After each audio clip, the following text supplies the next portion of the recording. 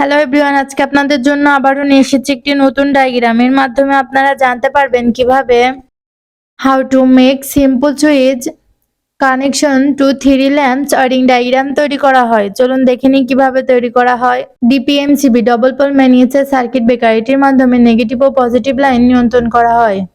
আর CCB resident current circuit DPMCB switch, এটির মাধ্যমে on off করা হয়।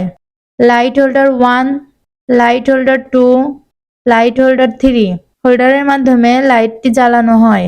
এল পজিটিভ লাইন ডিপিএমসিবিতে কানেকশন দেওয়া হলো। ডিপিএমসিবি থেকে পজিটিভ লাইন আর সিসিবিতে কানেকশন দেওয়া হলো। আর সিসিবি থেকে পজিটিভ লাইন অপর একটি ডিপিএমসিবিতে কানেকশন দেওয়া হলো। ডিপিএমসিবি থেকে পজিটিভ লাইন সুইচে কানেকশন দেওয়া হলো। সুইচ থেকে পজিটিভ লাইন লাইট হোল্ডার 3তে কানেকশন দেওয়া হলো। লাইট হোল্ডার 2তে কানেকশন দেওয়া হলো। একইভাবে 1 এ কানেকশন দেওয়া হলো। নেগেটিভ লাইন ডিপিএমসিবিতে কানেকশন দেওয়া হলো।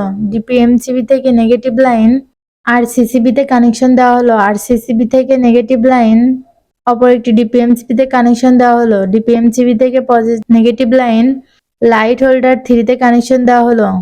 একইভাবে লাইট হোল্ডার 2তে কানেকশন দেওয়া হলো এবং 1 এ কানেকশন দেওয়া হলো। আর্থিং লাইন হোল্ডারে কানেকশন দেওয়া হলো। এই ডায়াগ্রামটি পুরোপুরি সম্পূর্ণ হয়েছে। এভাবে আপনারা আপনাদের বাসা বাড়িতে তৈরি করতে পারবেন। ধন্যবাদ।